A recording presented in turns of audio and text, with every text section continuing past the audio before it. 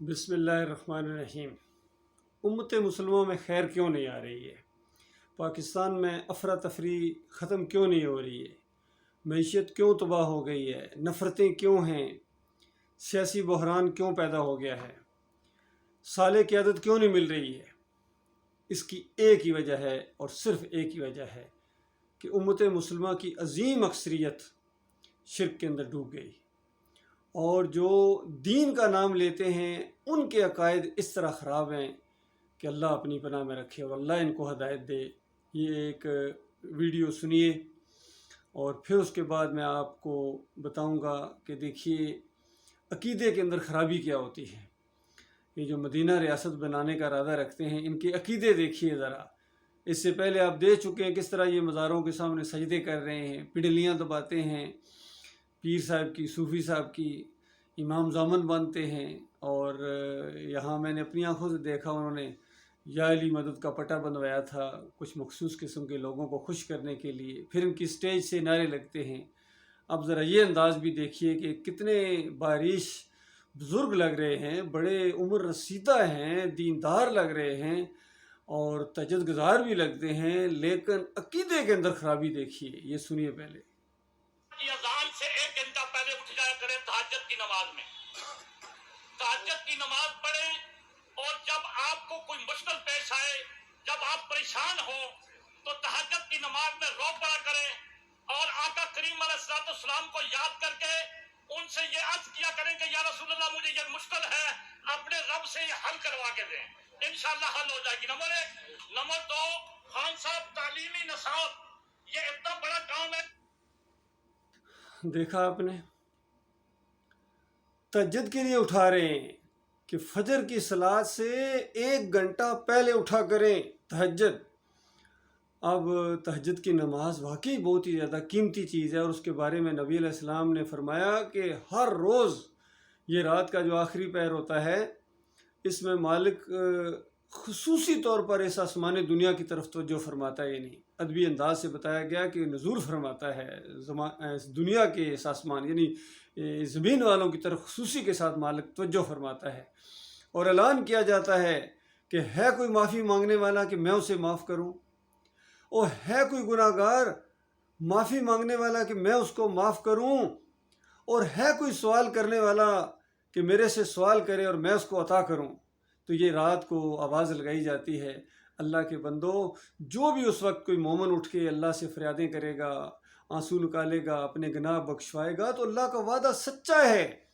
لیکن حضرت صاحب کیا فرما رہے ہیں کہ تہجد میں اٹھو اور آقا علیہ السلام، یہ نبی علیہ السلام کو آقا کہہ رہا ہے، اور نبی صلی اللہ علیہ وسلم کو پکارو، اور نبی علیہ السلام کو کہو کہ اللہ سے کہو کہ مجھے معاف کر دے، اور اللہ سے میری یہ مشکل حل کروا دو۔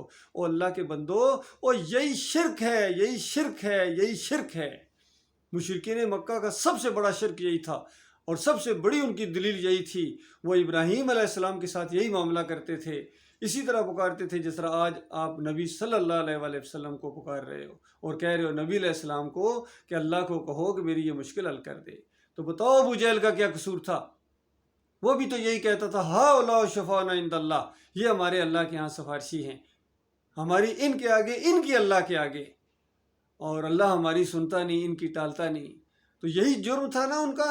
اسی پر نبی علیہ السلام کہتے تھے نہیں، رک جاؤ یہاں، قال ربکم ادعونی استجب لکم، تمہارا رب کہتا ہے مجھے پکارو، میں تمہاری پکاروں کا جواب دیتا ہوں، مجھے پکارو۔ اللہ فرما رہا ہے مجھے پکارو، اور یہ کہتے ہیں پکارو یا رسول اللہ، پکارو یا علی مدد، پکارو یا غوث۔ کتنا فرق ہے اللہ کے بندوں، کتنی بڑی عقیدے کی خرابی ہے، قرآن کا انکار ہے، نبی علیہ السلام کی پوری زندگی کا انکار ہے۔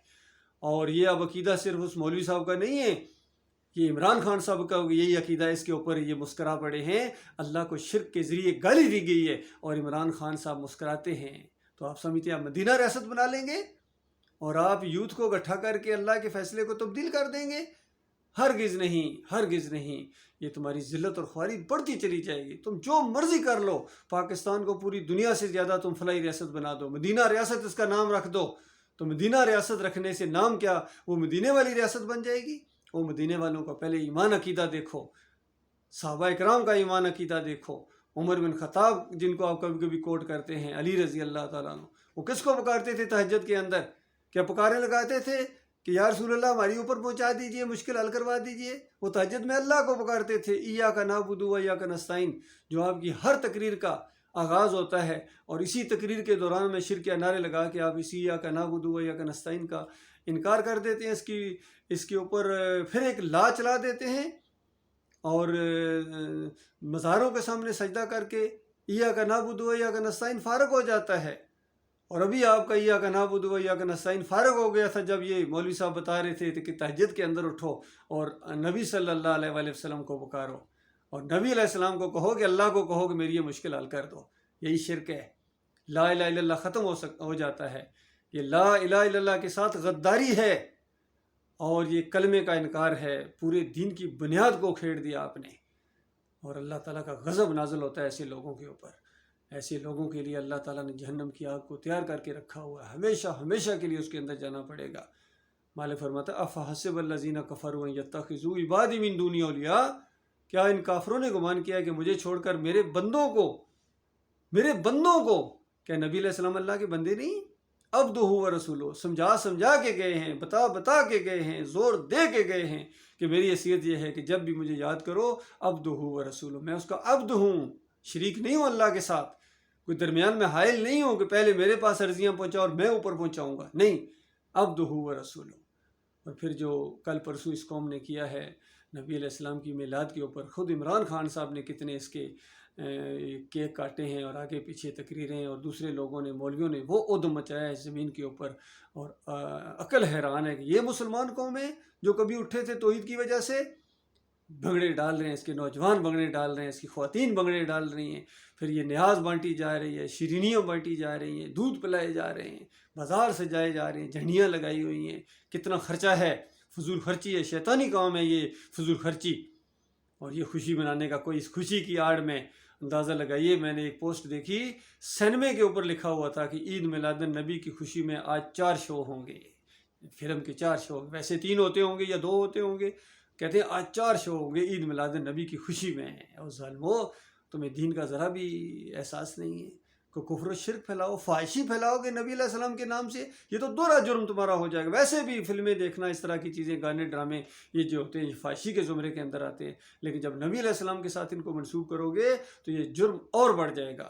جس طرح شراب پینا جرم ہے، لیکن مسجد میں جا کے پیو گے تو بڑا جرم ہے، اور بیت اللہ میں جا کے پیو گے تو اور بڑا جرم ہے۔ تو غور کرو آپ کہاں جا رہے ہو، ہمارے کیا ہو گیا، ہمارے لیڈروں کو کیا ہو گیا، اور ہمارے فضل الرحمان کو کیا ہو گیا ہے، طارق القادری کو کیا ہو گیا ہے، طارق جمیل کو کیا ہو گیا، تقی عثمانی کو کیا ہو گیا، یہ کیوں نہیں منع کرتے؟ کیونکہ خود حرام خور ہیں، خود یہ دین کو بیچتے ہیں، نماز پڑھانے کے پیسے، اذان دینے کے پیسے، قرأت سکھانے کے پیسے، دین آج کاروبار کی حیثیت اختیار کر گئے، کوئی ان کا آڈٹ نہیں کر سکتا ہے، کوئی ان سے پوچھ نہیں سکتا ہے، کوئی ان کو عدالت نہیں بلاتی ہے کہ یہ حرام خوری کیسے کی ہے تم نے، لیکن سب ساتھ ملے ہوئے انہی کو اپنا لیڈر بناتے ہیں، انہی کے پیچھے نمازیں پڑھتے ہیں، ہمارے عوام بھی پڑھتی ہے، ہمارے سیاستدان بھی پڑھتے ہیں، ہمارے جرنیل پڑھتے ہیں، ہمارے صدر پڑھتے ہیں، ہمارے وزیر اعظم پڑھتے ہیں، MNA پڑھتے ہیں، کیونکہ انہی کا دین چلتا ہے۔